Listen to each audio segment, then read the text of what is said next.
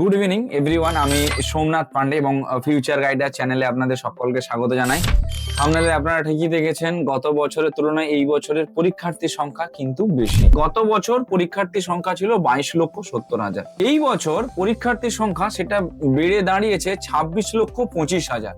আচ্ছা, এইবারে যদি বলি যে কতগুলো গভর্নমেন্ট কলেজ রয়েছে, দেখুন গভর্নমেন্ট কলেজ রয়েছে আমাদের সমগ্র ভারতবর্ষে 455টা, 455।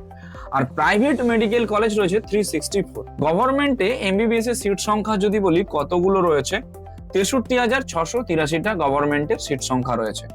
আর প্রাইভেট কলেজের সিট সংখ্যা রয়েছে 65,957টা।